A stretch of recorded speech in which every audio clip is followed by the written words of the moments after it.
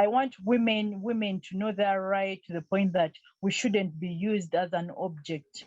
That if you're not going to make me your wife, don't make me a mother. If you're not ready to stay with a woman with a disability, if you feel she's a curse, then don't go for it. So this is it's kind of stressing, but I think I should say it. I have had a couple of complaints from women with disability saying, when we go to hospitals, we are not given the same right. Nurses will ask you, why are you pregnant even when you're disabled? Now, who impregnated such a person?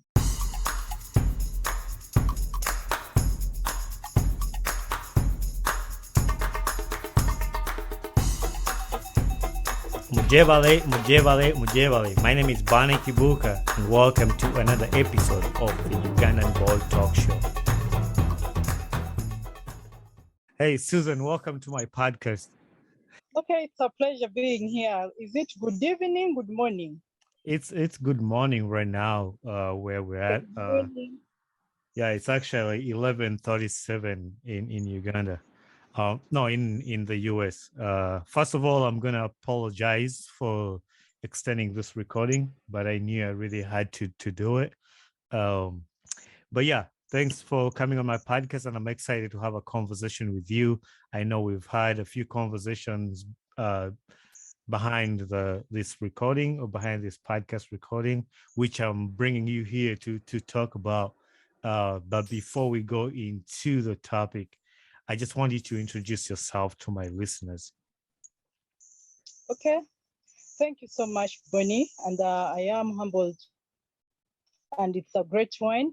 Like you said, you have had small conversation before, and I'm here to say thank you for this.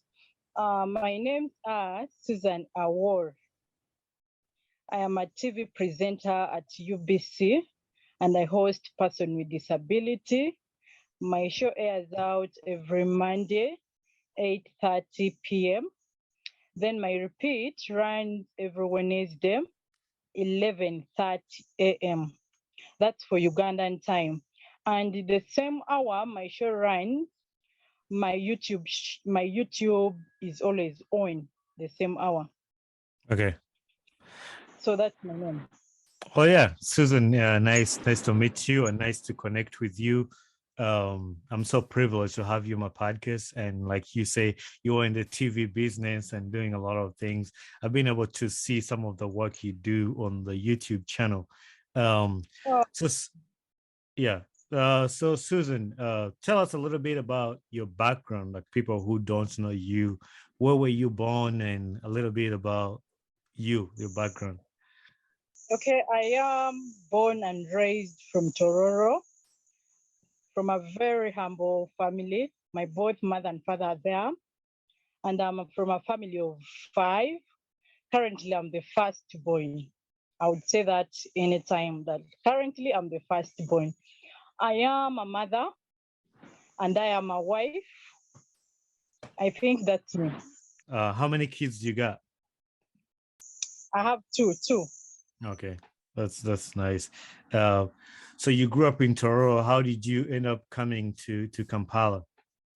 Okay, I grew up partly in Tororo for I was born in Entebbe, but later on I was taken to the village by my mom.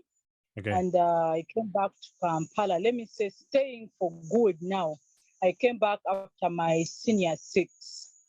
Okay. That is 2020, I think 12 years.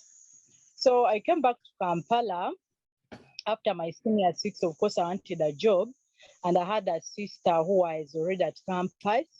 So after my senior 6, I told them, man, I can't stay in the village. Village life is so hard. So I have to come get myself a job. She was like, no, we should job when you don't have papers. I'm like, it's okay.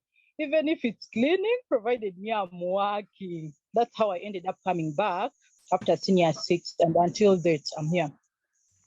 So how did you then land a job in UBC? I have been into a couple of TV. This is my second TV. I was at Urban for kind of 1 to 2 years. But then later on in 2019, UBC called in for auditions for people from different TVs. And one of my friends who was my camera person told me, Susan, there is a chance in UBC. Now, there is a chance in UBC, and the auditions are for people or for a cooking show, like a cooking show. It was about a cooking show. I told him, but I don't know how to cook. How do you expect me to end up in a cooking show? Guy told me, no. The moment you enter UBC, the rest is not cooking. You just make sure you go for the audition. If you go through, better.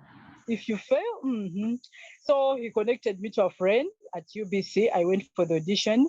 And of course, I didn't have ideas on cooking at that time. So they told me, you're good, but I think you cannot do cooking. Maybe you can do something else. And I'm like, something else like? And I had my other show at Urban, which was about hosting religious leaders. So now, these guys didn't buy my idea. And they were like, no, if you can come up with something for yourself, then maybe you can stay. So I came up with a couple of ideas, and every idea would bring up someone would be like, no, Susan, this is not you. I tried doing Lugambo. The gossiping show. Yes, I tried that one, and I even did my demo. Then it went on, but then later on, when COVID came there, I had to step down. Of course, every time I would not see myself do something I don't understand. Yeah. Now, getting back to what I do right now, I think later on, me and my boyfriend, I should call him my boyfriend, my husband. Okay, me and my husband sat down and build up a concept and said, okay, which concept is better for Susan? Now, inside me, taking it small, Bonnie, about some life I skipped after my senior six. After my senior six, I joined campus. From campus, when I was 1 year old, I developed, is it developed? Yes, I developed TB. I developed TB. That's When tuberculosis.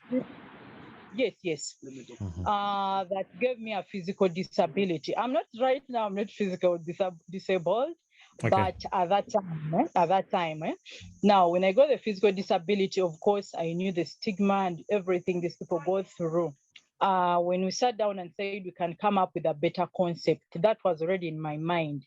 I can host person with disability, and we're like, okay. We wrote the concept. After writing the concept, of course, I was already having connections with UBC, but don't forget my other show was put down. Of course, I didn't want it to. You're not doing something that is not, it's not of your calling, and you're trying to just make yourself be on TV because you want to be on TV. Now, me and my guy sat down and wrote this concept, and when he wrote the concept, he would guide me and say, okay, here, do this, here, do this. After writing, I went to, I think, HTV. Yeah, HTV. I had a friend and I was like, okay, I have a concept. Maybe you can go through and guide. So my friend went through the concept and we're like, okay, it's a good one. Maybe you can come, we talk about it. I went, we talked about it. The same day, you know how Ugandans can meet to consult from friends and different people before you start up something. Start consult from a dear friend who was already at UBC. I'm like, okay, I have a concept and I think we can do this. Then the guy was like, fine, come we talk about it. So it is kind of a long story for me to be on UBC, but it's an interesting one. How long have you worked on UBC? How long has your show been on UBC? 1 year. 1 year. All right. Yeah. I was able to watch the show, and you say the show is the person with a disability. What's the name of the show? The Life I Live. The Life I Live. Yeah. So I believe you've told us how you went into hosting people with disability, or the Life I Live. It's coming from your personal story. And then later on, we were talking about something you wanted to do for these people. You talked about the stigma, like so you're running a campaign, violence against women and girls with disability. What made you start this campaign? Okay, early, in middle last year, I got a call from a lady who is disabled, and she's a leader. Now, she took me through the life these people live. Of course, I would know, but not to some point. They would be opening up to me, but not to some point. Of course, when someone has been raped, we'll just tell you Susan has raped because of this and this. But then this person will not tell you exactly everything about the rape. Now, this woman sat me down and told me, Susan, the group of women I want you to meet, there are around 300 women within Wakiso and Kampala. But these women go through a lot. And I know they would love to hear from you one day, and they would be encouraged if they saw you, because they only end seeing on TV. So when I came back, I told my husband about the idea of meeting these 300 women, and he was like, okay, I think it's a go for it. Go for it, go meet them, hear their ideas, and maybe something can come out from there. So we arranged, I went and met these women. And meeting with these women, we talked a couple of things and we discussed. They were welcoming. Not forgetting, among the 300 women, 75% are single mothers, 35% are living with HIV, then the 10% are jobless. Now, we have around four struggles in this. We have being a single mother, we have living with HIV, we have being jobless, and also we have a disability. Now, putting all these in one person is kind of, I don't know what to say, but it's kind of stressing one. So when I talked to them, I came back to myself and I got the ideas and how some of them got HIV, how some of them end up being single parents, and these men never come back.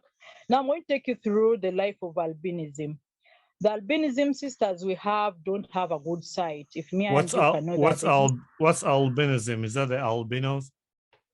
Yes. Okay. They have poor sight. Now, some of them that I've interacted with are single mothers and they don't remember these men that even if you brought them and you wanted justice, I'm pretty sure they would not recognize that these are the men who impregnated me. Now, we about the disabled ones who crawl down. Some of these men would not rape them, but would promise to marry them and use them, then after, let them be. So we came up, me and my husband sat down and said, okay, we can advocate for the right of these women. We can bring up a team and say, okay, let's advocate for these women. At least they should know their right. Of course, this is not something that is going to end tomorrow, Bonnie. It's not something that is going to end in 1 year. But the more we increase in the voice of people on front line, the more we decrease on the violence in the country. So that's how the idea of end violence came about. Yeah, that's really good. Like I say, I'm usually passionate about things like this, like people like you coming to give a hand and know these stories of people that are struggling and giving your time to even have that heart to help these people. And that's why when you talked to me, I was like, yeah, you need to come to my podcast and talk about that, because I want people to hear. I want people to listen to these stories and they feel what you feel when you pick yourself up to go and give a hand and hear these stories from you. I could stand here and talk about anything. Like you could tell me and then I come on my podcast, I talk, but hosting you here so that people, my listeners, can hear you speak these things. And like later on, we're going to talk about how you need a hand, you need support and fundraising, raising money, which we'll talk about later. And for them to listen to this story that you're going to tell us or you're telling us will open their ears. And like you said, we need to talk about these things and make awareness for these people. So you kind of talked about a few stories of the albinism, and are there some specific stories with people that you've encountered that you can share with us? Some you can share with us, like two or some of the stories of the violence against the women and the girls with disability. Okay, I'm going to start with a young girl of 17 years. This young girl wasn't a person with disability, though some abuser tried to rape her. So when this guy tried to rape her, and she tried, this young guy had to cut her. The first part, he had to cut the leg. After cutting the leg, he cut off the hand. And after cutting off the hand, wanted to cut off the head. But now, in between cutting off the hand, she made noise. And I think in the neighborhood, they had the noise, and they had to rush in the house. They found the girl, the young girl was helpless, being cut off, and this man took off. Now, when this man took off, a few people spotted him and saw him that, yes, it was him who was cutting off the girl. And the first thing they did was to rush the girl to hospital. After rushing her to hospital, I think police came in. When police came in, they took the guy. The guy was arrested. Now, the guy was arrested, but until now, justice hasn't been brought into table for three reasons. The first one is the guy is from a prominent home. The second one is the family of the girl is this one family that doesn't care.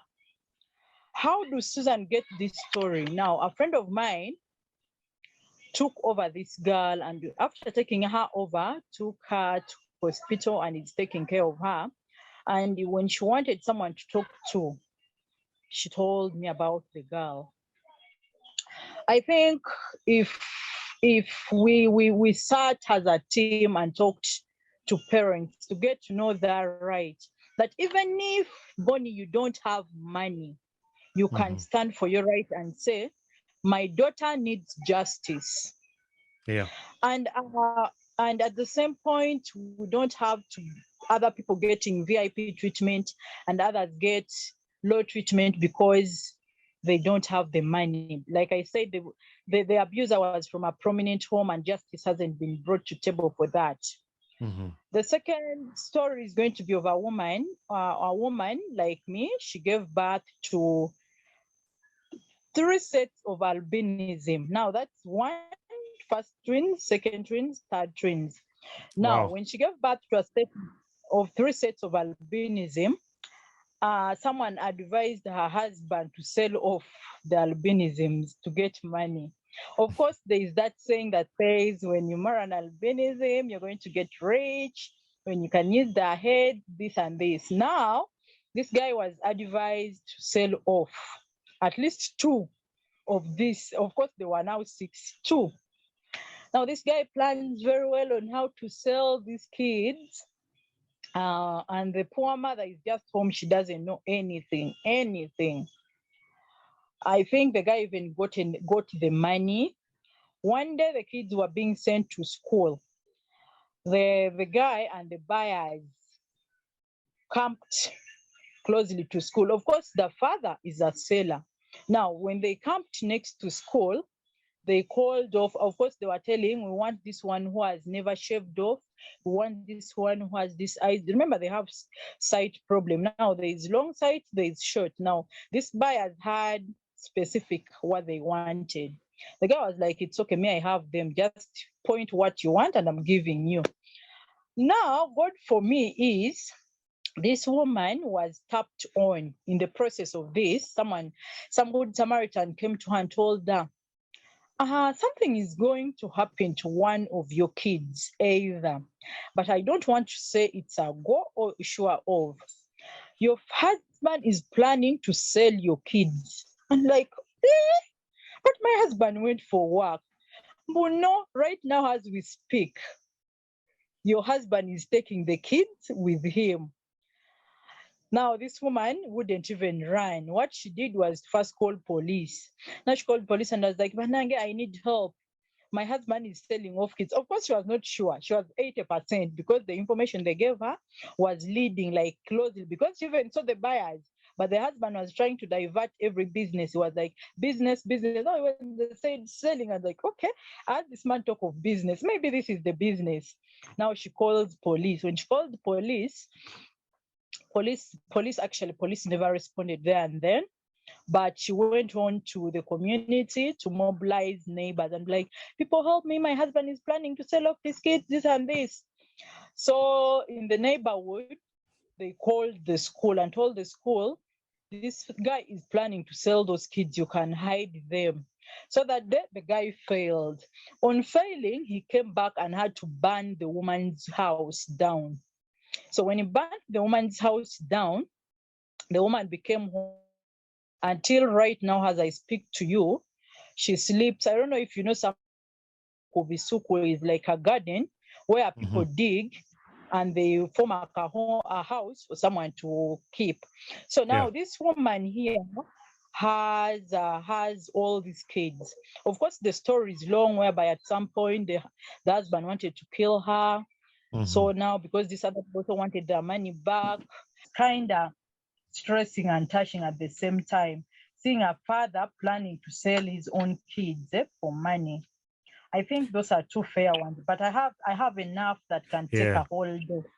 Yeah, Yeah. I'm sure there's a lot of stories like people can listen to, and a lot of things happening in Uganda, and people like parents not knowing, like they think albinism is like a curse or something like that. Like, so I'm sure you could tell us, but I just wanted to share a sample so my listeners can relate to what you're actually trying to do and trying to help the kind of people that you're trying to help. So what's the main goal of this campaign that you were running?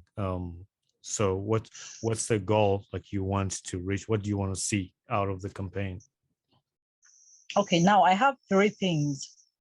The first one is changing the mindsets of person with disability. Now, I have one for myself. I've had different meetings, and when you call people with disability into a meeting, they have a mindset of Susan is going to give us food. Susan has to give us transport. Now, Bonnie, if tomorrow I'm not on UBC, who will give you this food tomorrow? That's the first one. We want to change the mindsets of person with disability, that you're worthy, you're not worthy food, you're more Yeah. than food. Yeah. You get it? The second one, I want women to be, I want women to know their right, to the point that we shouldn't be used as an object. That if you're not going to make me your wife, don't make me a mother.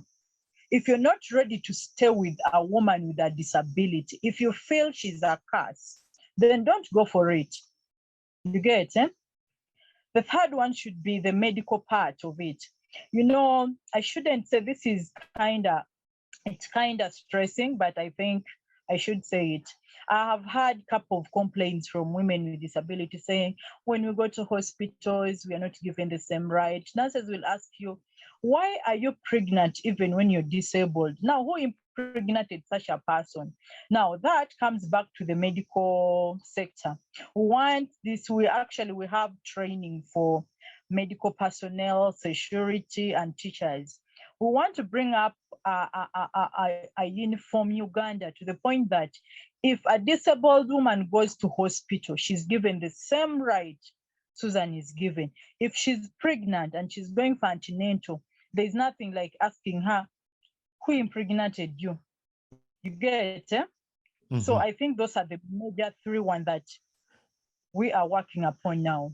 Yeah, that's really good. And like the last part you just say, like equality, like whether they're disabled, they're also human like you.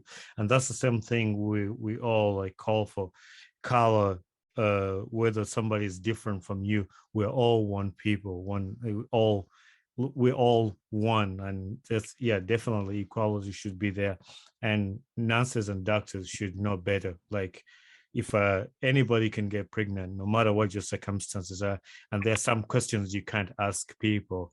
It's like batugamba tofunyiza tofunyangalo something like, there was a saying that they used to have back in Uganda, like when you see somebody disabled, don't try to mock them or like just like something like that. It bothers me a lot when people discriminate other people. Yeah, I really don't like it. So you've planned a fundraising dinner as a way of raising funds, and this is happening. When is this happening? What's the date and what's the time, and where is this going to be? Okay, the fundraising is going to be at Sheraton on 8th of March. That's Women's Day. Time is 3 p.m. to 6 p.m. And what's about, like, what's the tell us what the dinner is going to be about, the settings and what people to expect. Okay, the first thing is we didn't want to sit down and wait for funders to come in. We wanted to do activities that would bring in funds, so that if Bonnie is willing to give us money, he would see us on the go. Then he says, okay, there's somewhere I can put in. On the same day of dinner, being a Women's Day, we shall have different poems and performances. We have women who have been victims come share their stories. We have also invited people from different ministries. We have invited people from Human Rights Commission to come and tell us about our rights. I, for one, I shouldn't say I know all my rights. Then we shall have selling of items from person with disability. We shall have performances, then the dinner. Okay. So this is something I've seen a poster, and I'm gonna share the poster in this recording and on my social media for people to see. But will you go ahead and tell us how much the tickets are for and what they're selling for? Okay, I'm going to say it in shillings and in dollars. Is that right? Yeah, that's fine. Mm-hmm. All in shillings, what? Okay, ordinary wine goes in for 100K. Okay. Then a VIP starts at 300. Then we have one for 500. We have a table at 1 million. Okay. And all this money is going towards helping your campaign, right? Yes, yes. Now, all this money we are going to raise at start is going to help us go identify the victims. Of course, there are many. So we need some amount of money, like around 30 million for Uganda, to start going to the field to identify these people. Then from that, we shall go on with the counseling. You know, in every situation, counseling comes in first. So after identifying to get to know the victims, we shall do the counseling. Meanwhile, looking for more funds. We have capacity building, but I think that will come after identifying to know who are the victims, what do they need, which type of help do they need. All right. Yeah, that sounds good. And it's on this very point that I want to tell my listeners that you and I have had a conversation about me joining in to kind of give you a hand to see if I can help, like raising support.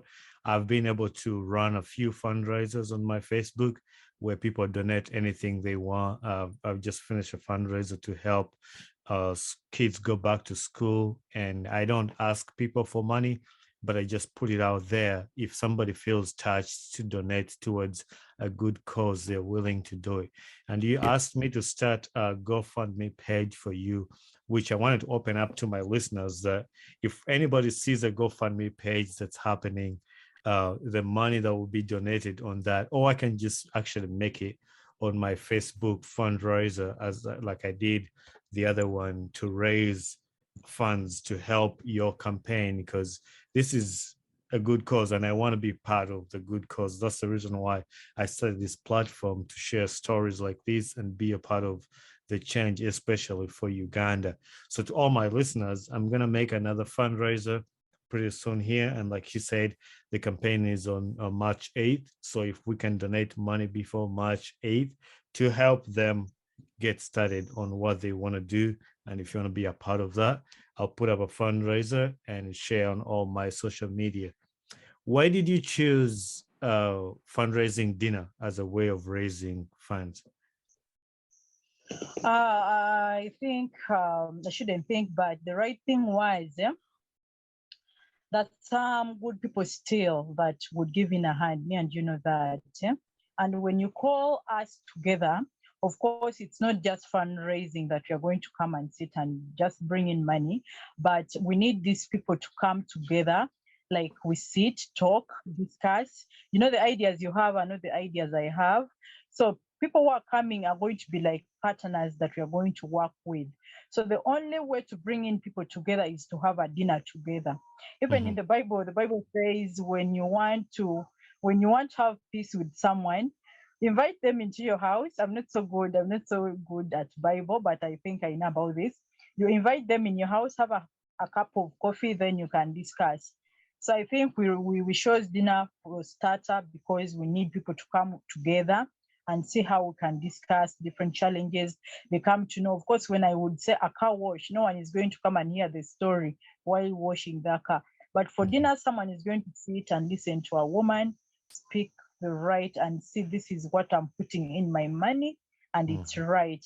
And to also put a note on that, every accountability and every money that will be given in, at least will be accountable for on my program. Okay. And we shall have a channel that will be running every program. Every day we shall be having different women. Everything we shall be doing will be on my program. All right, that's the most important part actually too. Like whenever I run a fundraiser, I want the people I send the money to account for that money, give a feedback. So when we share to the people that donate this money, they can see where their money went to. But sometimes you donate money to the people and you never see where the money went. So that's a good thing that you account for that money. And to all our listeners, like she said, when you donate this money to help these women, you will be accounted for and you'll see it. So we're coming close to the end of this recording, but what do you want to say to the people listening that you want them to join your campaign? What's the word you tell to the listeners that you want them to join this campaign or to be a part of this? What kind of message would you send to them? Okay, thank you for that. Thank you, Bonnie. I should start with thanking the government and anyone who has been giving a hand to a woman. Not like I'm the first person to do this, and I'm not going to be the last person. And there is always a door for opportunity for people to come in if the thing is right. I should put this on a thank to anyone who is a good Samaritan, that whatever you're doing now, God will pay you for it. Now, Bonnie, this campaign is not only for Susan. I want tomorrow, if Susan is not there and Bonnie or any other person is there, this person can take it over. Or if this one person is meeting, has found a disabled woman being beaten, you shouldn't take photos. Why do you have to take photos over this? The first thing is go rescue this person. So I want people to come and work together to the point that even if I'm not there, the campaign can go. Even if I die right now, the campaign stays. You get it? Like I want a better Uganda or a better country for everyone, that even if I have a disability, please, I should know my rights. Even with my disability, I can still do this.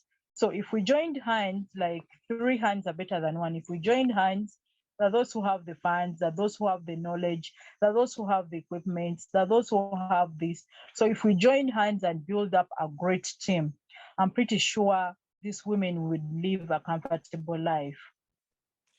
Yeah, Susan, thank you very much for sharing that and giving us that information. And I'm sure whatever we'll raise or whatever people will donate, I pray people listen to this and they donate money towards your cause.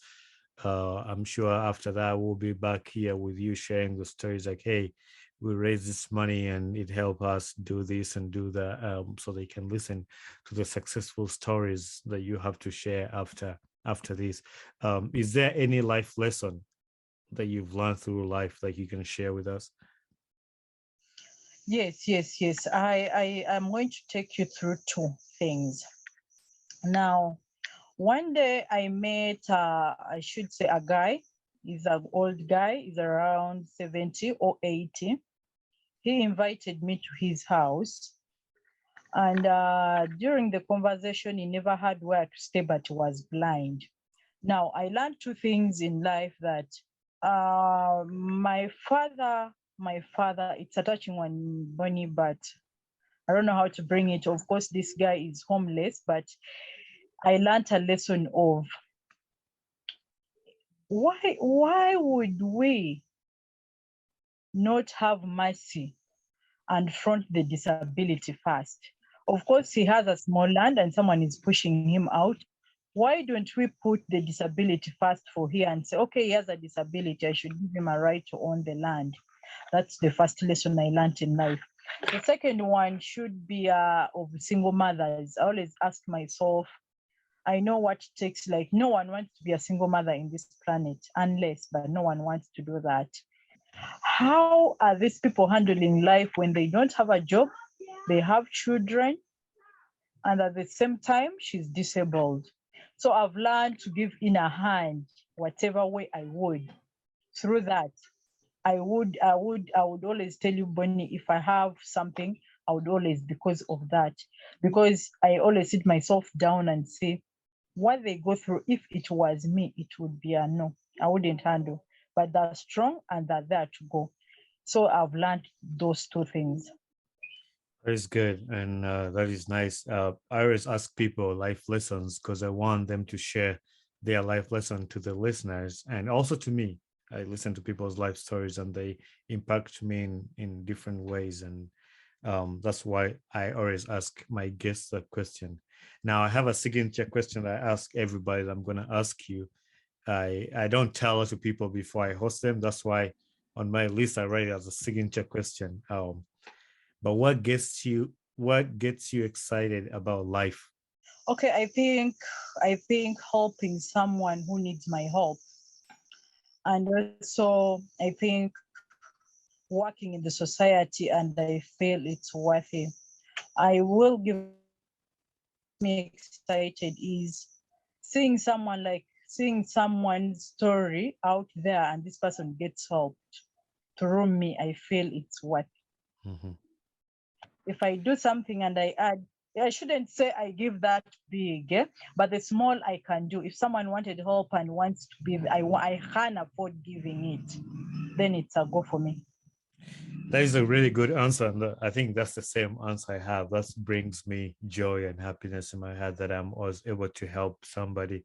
I was able to raise some, actually, it wasn't me, but I worked through me, God worked through me to put it out there to raise these funds. And people send me pictures of these kids going to school. And that makes me excited because this kid was sitting at home. And there's one story of the one girl called Abby. Her mother, a porter, like she works in construction to raise funds. And then the mother is sick. So mama were a porter, but the kid wanted to go to school, but she couldn't. And I was able to find her a sponsor, and seeing Abby's pictures going to school, doing all the activities brings joy. So I really relate with you on that, like seeing somebody being helped makes me happy. So yeah, thank you very much for coming on my podcast. I can't wait for my listeners to listen to this story, and I'm gonna share it. But before I let you go, is there anybody you would recommend to be hosted on my podcast? Any guests that you would want to see on my podcast to share their story or to do anything?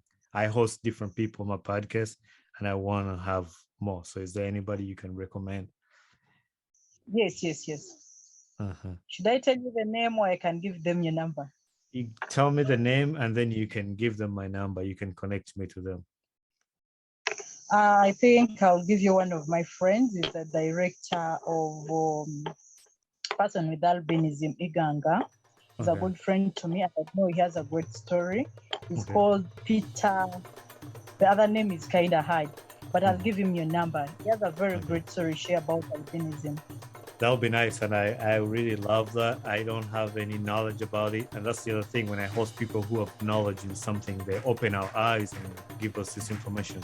So I would gladly love to host him on my podcast and my listeners to listen to his story. So once again, Susan, I want to appreciate you for coming on my podcast and spending these 35 minutes with us today. Thank you so much. Thank you so much too. Hey there, I am Bonnie Kibuka, the host of the Ugandan Boy Talk Show. Thanks for watching my video, and don't forget to hit subscribe and share with a friend. Tune in every Saturday at 9 a.m. Eastern Time for a new episode about my podcast. And for more information about this podcast, follow me on my Instagram page, talk_show_256.